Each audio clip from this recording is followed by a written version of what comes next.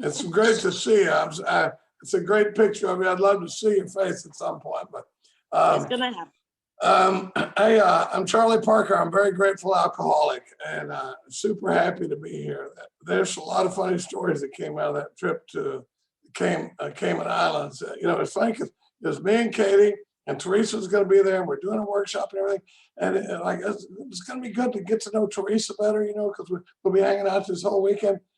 So we get there, and they said, we got a condo for you that's right on the water. And we're like, oh, awesome. And they take us and they show us our condo. One of the members there had this condo, and they're showing us the bedroom, the kitchen, and everything.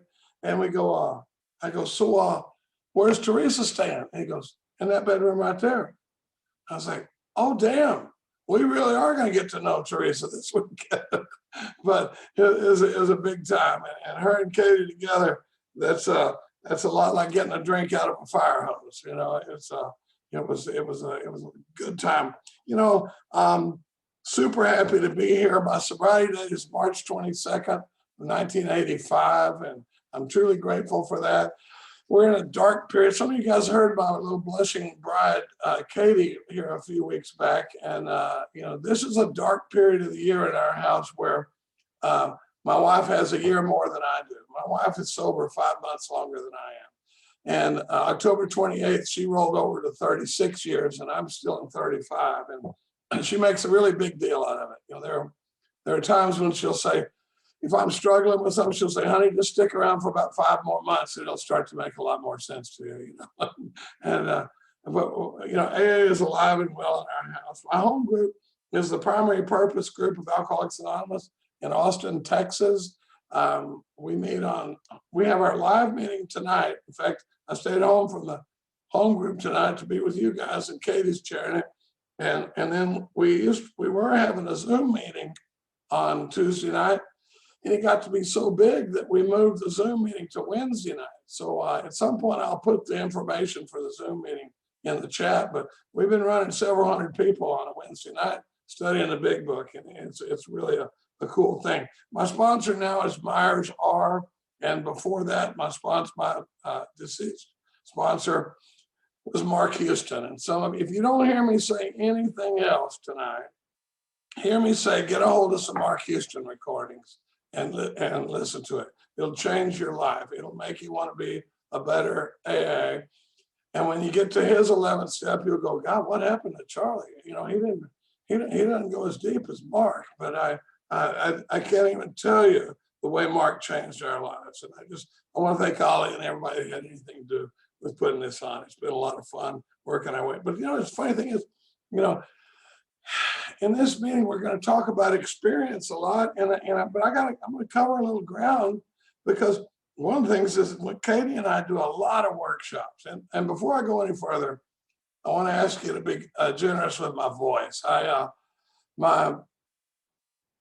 I'm due for a throat surgery December 14th, and we know enough to know that it's not cancer, but if you can bear with it, I can make it through the hour. But I won't be hitting any high notes at any point during this talk, but just about as good as it's been this whole year. But I haven't talked in a minute. I've been resting my voice, so I'm looking forward to.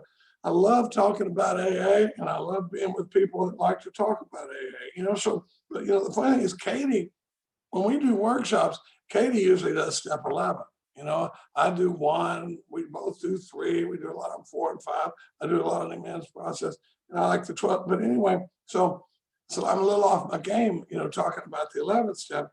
But I'm going to talk about, like what I do, and why I do it, and how I got to this point. So if you bear with, if I can have a little attitude before I get to the 11th step, I just want to talk very briefly about my early experience in AA, because I've been in AA for 35 years, and for me, it's almost like what it was like, what happened, then what happened, and what it's like now, because I've had a lot of varied experiences as a member of Alcoholics Anonymous, and working the program at different levels and that sort of thing, And so my early experience in AA, the shortest version of it is to say that I didn't know it, but I was working a program like the problem was alcohol. And it seems reasonable enough that an Alcoholics Anonymous would be talking about alcohol. But I mean, for a long time, I was trying to stay sober. And, if I didn't drink, I'd get an A. And I worked the steps to the best of my ability with the sponsor. And I made, some amends and that sort of thing. But I mean, there was some prayer. I'd do a 10th step if I really fouled up. But as far as the 11th step went, there was prayer in the mornings, very little evening review. And like on a good day, I'd have the 24-hour day book on the back of the toilet. And on a good day, I would open it up, read it for the day, and I might as well have read it and gone, okay, God, see you tomorrow. And I'm out the door working a program, working on self-will, and I don't even know it. And I'm having a lot of trouble, and things were I'm hitting walls in sobriety. I hit a wall at 4.5 years. I hit a wall at 7 years. I hit a wall at 17 years. And the shortest version is at about 17, because I hit a wall at 4.5 years where I blew up a marriage, and so I waited the appropriate amount of time to get into another relationship, right? 16 days, and then next thing, by the time I'm at 7 years, I've blown up another marriage, and I can't figure out why my life ain't going the way I want it to go. And I'm doing all this as a sober member of Alcoholics Anonymous. I go banging along, and in about 17 years, there was a lot of other things going on in my life that, but the main thing, the big motivator was I was in a plane crash one night. We had chartered a plane to fly from eastern Long Island back into New York City, and the engine quit.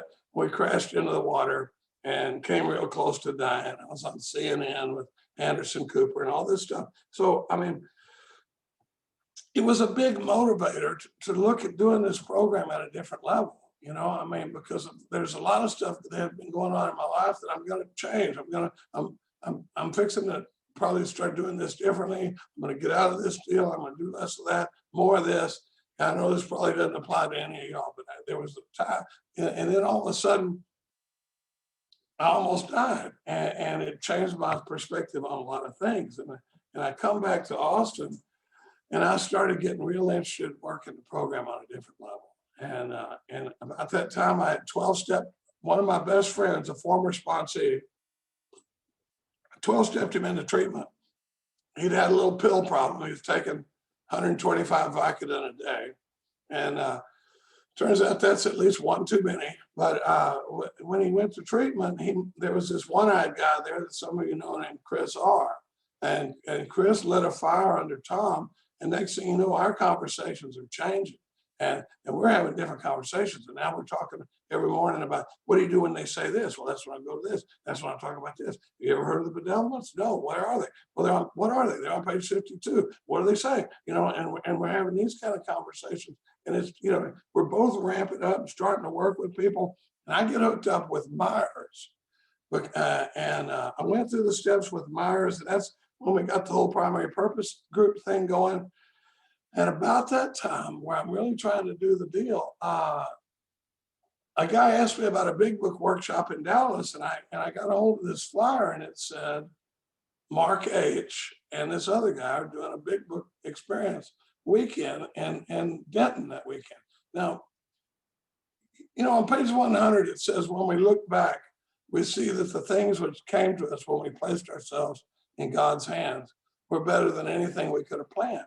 I said that for a long time. In fact, I used to close talks with it because I thought it sounded spiritual and badass, and it was, I'd probably said it 50 times before I saw the piece that said, when we look back, we see that the things that came to us when we placed ourselves in God's hands were better than anything we could have planned, because I can't see it on the front end. It's only on looking back, because I don't know about you guys, but a lot of times when I'm on the front end, am I the only one that thinks I can get myself a little bit better deal than God's going to give me? Does that, where it's like, because in my mind, when I think of God's will, I don't always go to joy and abundance and fulfillment and happiness and a life of purpose and value. It thinks I'm going to get the short end of the stick if I do here. Whatever it is, it's definitely not going to involve a ton of cash and stuff like that. So, but when I look back, I see these things happen. And man, looking back on that weekend with Mark had been silent for 3 years. He hadn't given a talk in 3 years. And It was like God picked me and Katie up and moved us 230 miles away and moved Mark out of this deal and put us together in a weekend because he knew we were in trouble. You know, there was a lot going on. There's a lot of other talks where I could talk about the stuff that was going on. But I mean, when I started working with Mark, man, all of a sudden it was like step one meant something way different than I thought it, or different than I thought it meant. And step three meant something way different than I thought it meant. For a long time, step three was just about, you know, God and do you believe in God and that sort of thing. Well, and I'm trying to go as fast as I can. I swear to God, I'm going to get around the 11th step, Ollie. You know, so but the biggest mistake that was made in my program back then was we skipped right from, you know, that ABC at the end of how it works. We skipped right from there to the third step prayer. And I think I used to be embarrassed to talk about it till I realized how much company I had. It's all over AA. People that are like, are you alcoholic? Do you believe in God? Then let's get you down on your knees and do a third step prayer. And I start writing inventory. And I don't know what I'm looking for. My first inventory was kind of like a big confession. And then when you get to 6 and 7, it was like, whatever. And then, you know, I went out and made some amends to some people. You know, I call them the tornado amends. The first people touched by the tornado in my life. And then the rest of them, let's just say I was amazed before I was halfway through, you know. So now, you know, I start looking at this deal, and in skipping from C to the third step prayer, you skip this body of work in pages 60 to 63. And it's really not that important. It's just the root of my problem and the basis of my recovery for the rest of my life. You know, other than that, just skip it, you know. And so I can't figure out why I'm bashing into walls all the time, and I'm always in jackpots, and I'm overdrawn at the bank, and I can't get along with people, and I can't form a successful relationship because I'm working the program like the problem was alcohol. And so when you introduce this self piece that it talks about at 60 to 63, it was huge, where all of a sudden selfishness, self-centeredness is the root of my trouble. Now that's what we're looking for, you know. Now that's what I'm looking for in inventory. You know, I just picture the guy going, so what do you mean selfishness and self-centeredness? And they go, well, let's look at the common ways it shows up. We look at it: resentment, fear, sex instinct, you know, that sort of thing. So now everything changes. But when we get over there to the third step prayer, I don't have time to talk a whole lot about the self piece tonight, but I talk about it a lot. You know, in fact, my sponsees probably think I've only read 3 pages out of the big book, you know, because we live in those pages, you know.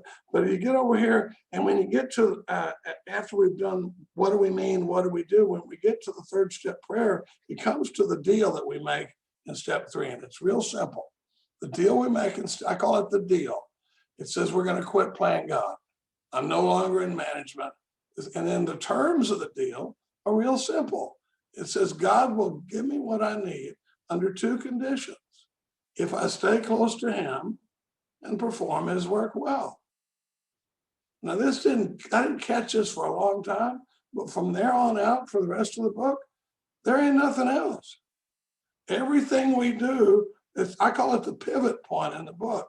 Everything in the book up to page 63 leads to that decision, that deal, and everything from there on forward refers back to that deal. So you know, the terms of the deal are stay close to him and perform his work well.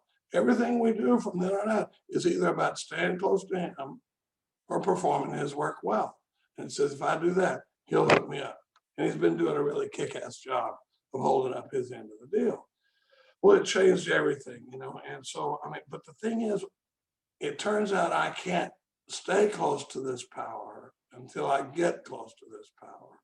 And I can't get close to this power when I'm blocked. So this whole vigorous course of action, this 4 through 9 thing, is about getting unblocked. The things that are blocking me from this power that I've admitted is the only shot I got, you know, because I got this pipeline between me and God. And my pipe's all clogged up with resentment and fear and guilt and remorse and shame and selfishness and all the things. So we're just going to, in inventory, in 6, 7, 8, 9, we're going to try to unclog it enough that there's some flow of power between me and this God. I call it a golf swing. That 4 through 9, you got to do the whole swing. Actually, that's Katie's best line, but I use it a lot because a lot of us will do 4 and 5, and it's like stopping halfway through. But when you turn it into 4, 5, 6 and 7, 8 and 9, then roll in, then we're getting unblocked. And that's what I'm going to be doing for the rest of my sober life, I hope. Because I don't know. My first sponsor was like, you only ever write one inventory. And I'm like, I was like, fine, I didn't enjoy the first one that much, but I mean, while it's true that if you did a thorough inventory, took it all in, made all the amends, and then every day watched yourself in the 10th step, took it in your evening review, took those corrective measures in the morning prayer and meditation, you'd never have to write another 4-column inventory.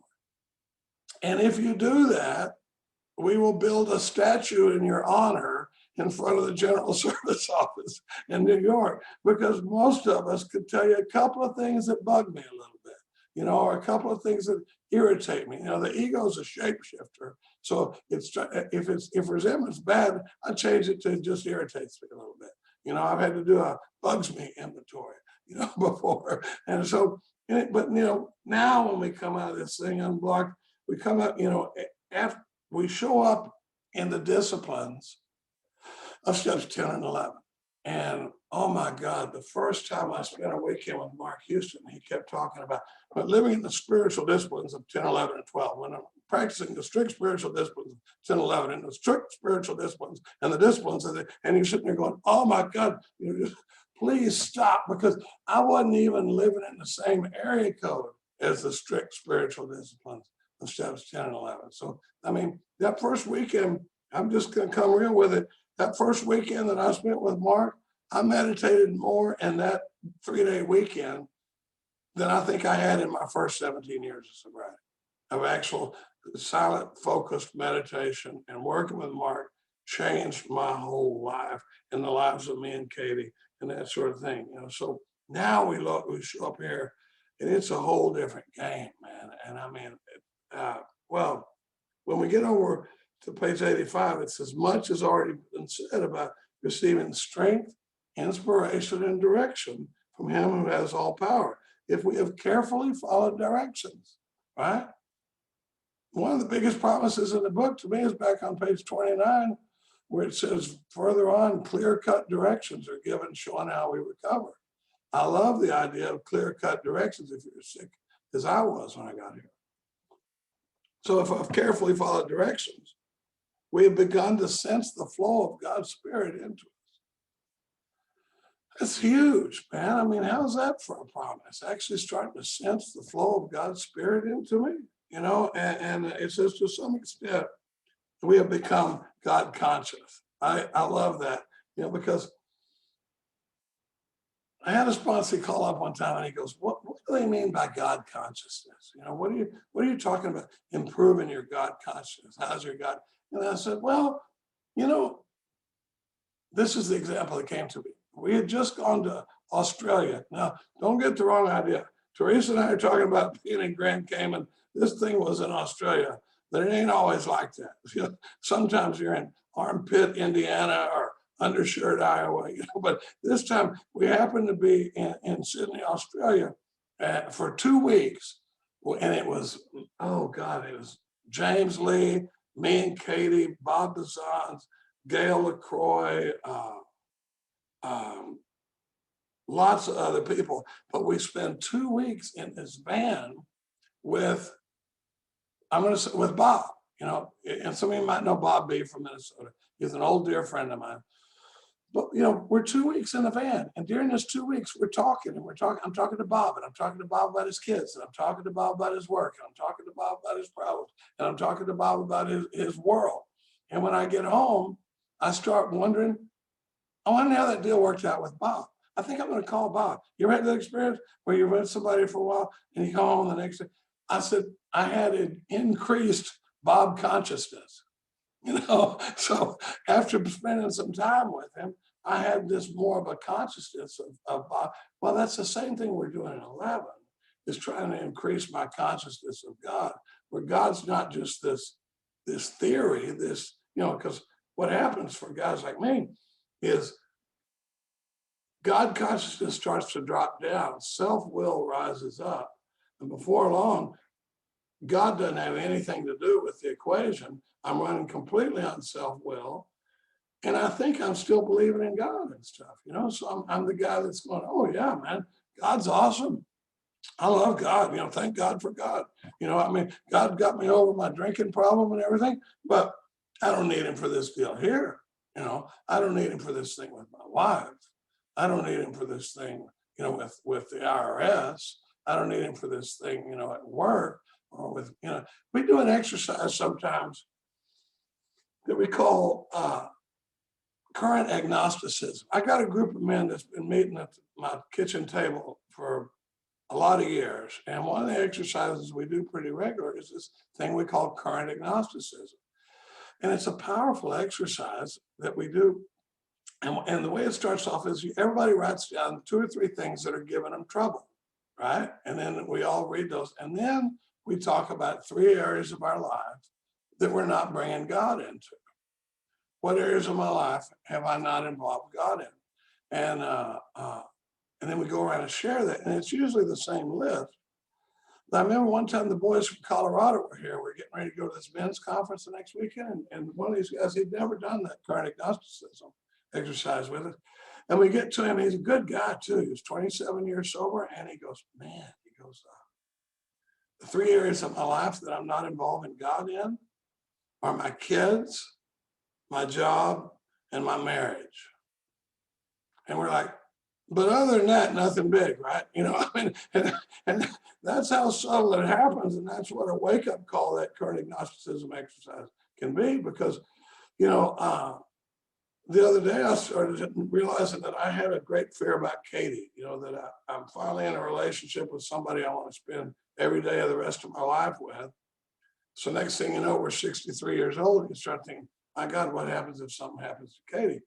And I'm carrying this around in subconscious levels. And I realized I didn't bring God into that at all, and it changes everything to put God right in the middle of that thing, so that's why I said, it says, when you get over to 86, it says, it would be easy to be vague about this 11-step thing, but we believe we can make some definite and valuable suggestions.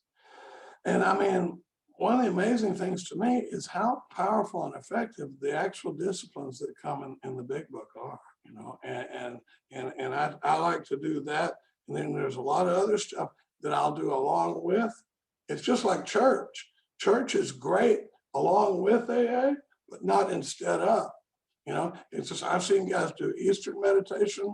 I've seen them, do church, whatever it is, but a lot of things that take the place of my AA program always have a bad result, but if I do this stuff along with my AA program, it's amazing how powerful it can be, So, I mean, we had all those instructions in the 10th step, for watching and training, but the 11th step starts off with evening review. And it's funny, I'd say more than half the rooms of Alcoholics Anonymous, if you bring up evening review, they're going to say, I'm glad we're talking about the 10th step. And they don't mean anything by it, but in the 12 and 12, in the 10th step, it talks about all the kinds of inventory we do. It talks about the spot check inventory, the major house cleaning, and then it talks about the evening review last. And I think from that, a lot of people talk about evening review in the 10th step, but it's clearly in the 11th step in the book. And it's super important, because when I've been doing this 10th step throughout the day, I really have to watch myself. I don't know about you guys. I'm only 35 years sober. I still need a lot of work, and I foul up on a regular basis. And one of the biggest things in our marriage is do-overs. Thank God for do-overs. We haven't had to do one since last night, but but there are times when things will just blow up in our faces, and we'll have to go, whoa, can we do a do-over on that one? And sometimes we'll actually roll the clock back and start the whole conversation over again. And because that went to a place neither one of us want to be living in right now. But I'm always I am, Katie and I are like the yin and the yin. We don't have a yang in our relationship. So it's two hard-headed fireball alcoholics that it can just blow up in your face in no time. So the things it tells us to watch for in the 10th step, the things it tells me to watch for in the 10th step are the same things I'm looking at in the evening review. I'd done a bunch of evening reviews before I snapped to that. When you get to the evening review, it says, was I resentful? Was I selfish? Was I dishonest or afraid? Those are the 4 things we're looking for in the 10th step. And then ask me if I did the 4 things I was supposed to have done about it. Did I ask God to remove it? Did I talk to somebody else about it? Did I make amends if I need? And it's basically looking back over my day going, how'd you do out there, son? Did you do any kind of 10th step today? I mean, were you watching anything? Did you call anybody after you had that blow up at the Sprint store, and that sort of thing? And when it's now, I will say, one of the ones that has become really big for me under dishonesty is I called up Mark Houston one day and I said, Mark, every night it says, were you dishonest? No. The next day, were you dishonest? No. Were you dishonest? No. Because I hadn't just straight up lied to anybody. I said, but I'm starting to feel a little uneasy because there's a part of me that thinks they wouldn't have put it in the book if I wasn't going to encounter it, And he goes, well, Charlie, there's 3 forms of dishonesty. So tell me more. He says, well, there's lying, just straight up lying. And that's what I've been looking at. He goes, there's lying by omission. Like, uh-oh. Well, now that one I can work with a little bit. There's a difference between lying and putting a little hair on a story, right? Sometimes I can tell a story where you might get a different impression than what's that. But then the one that blew me out of my chair was delusion. And delusion is where I'm lying to myself. And my God, that changed my whole 10th and 11th step disciplines, because all the time I'm seeing where I'm delusional. And like I'll give you an example. One time I was writing inventory on a sponsee that bugged me. This probably doesn't happen to you guys, but in the second column it was like he calls me all times of the day or night. He never asked me if I got time to talk. Calls me in the middle of work day, just goes right into a story. I give him instructions, he doesn't follow them. He commits to doing stuff and then he doesn't show up. Schedules inventory, a 5th step, doesn't show up for it. My whole Saturday is blown, and he doesn't, and he's completely self-centered and inconsiderate. And it affects my pride and my self-esteem and my ambitions and all this stuff. And when I get over it, and I'm looking at it from an entirely different angle in the 3rd column, and then I get over in that segment exercise, I get over the 4th column and I start looking at delusion. And I'm talking about something. I go, Charlie, is it possible that it's delusional to expect this newcomer not to act like a newcomer?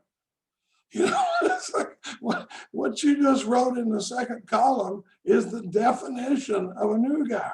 It's like I'm expecting him to awaken before he's finished the process, and so I'm like, so it's a little delusional. How can I go back to being understanding and effective and that sort of thing? I'll spend a lot of time on how to be more understanding and how can I be more effective. How could you approach me if the tables were turned?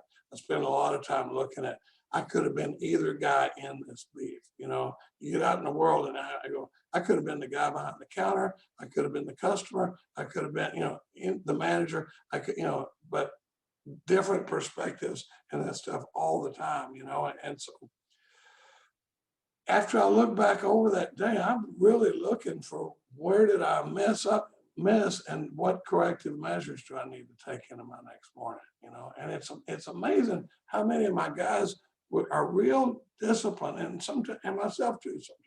I'm more disciplined about prayer and meditation in the morning than I am about evening review. And I'm starting to believe if I was only going to do one of them, evening review would be the one to do. And because, it's easy for me to, get up, 5 o'clock in the morning and drink coffee and read spiritual books and stuff like that. But actually carrying this stuff through the day and seeing what it's like to be around Charlie and how's this self-peace showing up for Charlie and that sort of thing, it changes everything, And so a couple of other things I want to talk about real quick. You know, when it's on awakening, Katie and I used to just pull a couple of pillows out from under the bed and turn to page 86 and follow those instructions line by line, you know. And if it said, think about something, we'd think about it. If it said, pray about something, we'd pray about it. And it was amazing. Now it's kind of ingrained in me.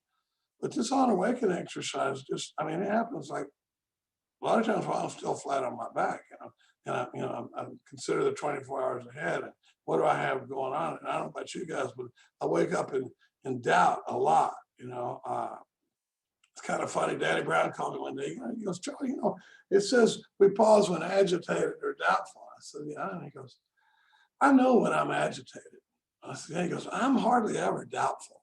You know, it's like often wrong, but never in doubt, you know. And, you know, and so now I'm looking at this thing and I can't determine which way to go.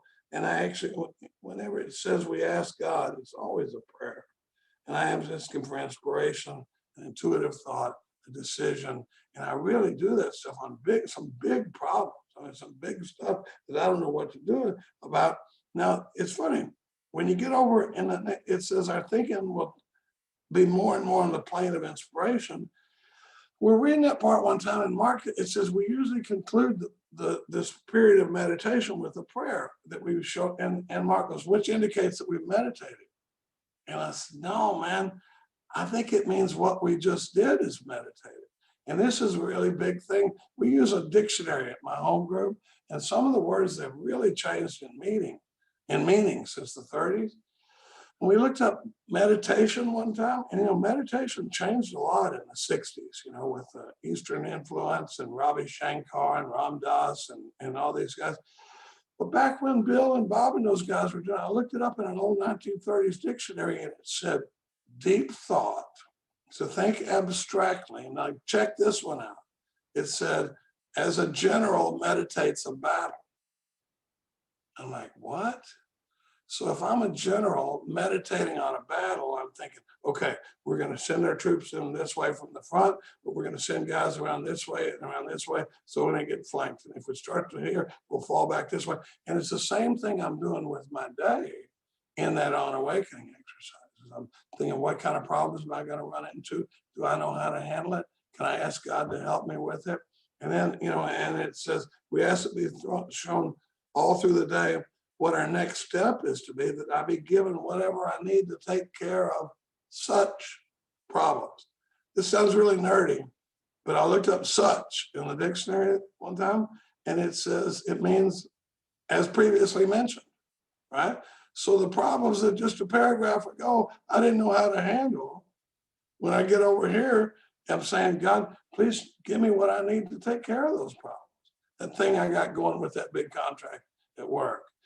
And that thing with the guy that's talking about quitting, and that thing with my sponsor that's talking, you know, all those things that I don't know exactly how to handle, you know, and you know, so it's a really big deal, and it is really, and I want to get to the last part of this because there's an acronym I use down in 87 in the 11th step. I use 11 going throughout the day a lot, and I call it PARS. I have an acronym, PARS. Like pars on a golf course. I pause when agitated or doubtful. I ask for the right thought or action. I constantly remind myself I'm no longer on the show. And I'm saying to myself many times each day, thy will not mine be done. Pause, ask, remind, say. The crazy thing about it is, I mean, well, the practices I do in the mornings and stuff, they're not that elaborate. I get up in the morning. I mean, you're asking for my experience, so I'm going to tell you what I read. You know, I'm a Christian. I read a lot of Western stuff, and it's funny. I mean, you can talk about anything you want in AA, but if you mention Jesus, you can feel the whole room pucker up. But you know, it's like we can be Buddhist, Hindu, Sufism, American Indian, but you know, did he say Jesus? You know, but I read Jesus Calling in the morning, which really doesn't even bug you that much if you're not into Jesus, because it's written. And I read Around the Year with him at FOTS, and I read some other stuff. I'm reading the 4 Laws of Love right now, and that sort of thing. But this is all stuff that I do in the morning, and then I'll do some silent meditation. I use I'm sure a lot of you have heard of Insight Timer, but it's a little app on my phone that I can do 3 minutes, 5 minutes, 10 minutes. I can do guided meditations and stuff like that. But I mean, on the days I'm busy, it's just when I really need to make sure to do it, you know, because I don't know about you. Am I the only one that gets up and goes, you know what, I don't have time for that AA crap right now. I got serious stuff at work, you know, and that's when I need to go, whoa, killer, set it back down here, you know, because I'll charge out the door, and next thing you know, I'm wandering the aisles at Home Depot or Costco, you know, killing time that you know, so it's my focus isn't always the best, but you know, the reason I'm talking about all this stuff is because it really works, you know. I mean, and it has changed my whole life as a sober. The last 18 years of my sobriety have just been so different than the first 17 years were. And, you know, I want to tell you one funny story. One time I was sitting at the table with my boys, and we're talking about this stuff, and I said, you know, guys, I must be a really awesome sponsor. And they're like, oh, where's this going? And I go, because obviously none of you guys have experienced selfishness, dishonesty, resentment, or fear in the last 2 weeks. I've sponsored you to the point where that's not happening for you. Either that, or you're doing 10 steps with somebody else about it. And they're like, yeah, we're not doing it with anybody else. And it's okay to do it with other people, but, and I go, no, look at this. Look, we like to think of ourselves as a little pocket of enthusiasm. You got one here. You know, Bob Bizon says that's Charlie's term for people that are doing it right. But I was like, I go, yeah, it kind of is, you know. And then, but I go, we like to think of ourselves as a little pocket of enthusiasm here, getting together and trying to be one voice, one message, whoever you're talking to. You know, look how hard it is to get us to work a basic, fundamental AA program. Right? I'm not talking about AA 301 or anything like that. It's like, so it's like, forget saying to ourselves, constantly reminding ourselves we're no longer running the show. How about occasionally reminding ourselves we're no longer running the show? Saying to ourselves many times. How about saying to ourselves once a day, "Thy will, not mine, be done." How much better would my life be if I was really making an effort to practice a basic, fundamental AA program? I got to tell you, we had a meeting the other day, and one of my boys that I was sponsoring in Colorado, I picked him up when he had 19 years, and he was telling his story to us. And he says, I hooked up with Charlie and y'all's crew, and I really, started. I was 19 years sober, and he says, I started doing AA on an advanced level. And he goes, and the thing is, advanced AA is really basic.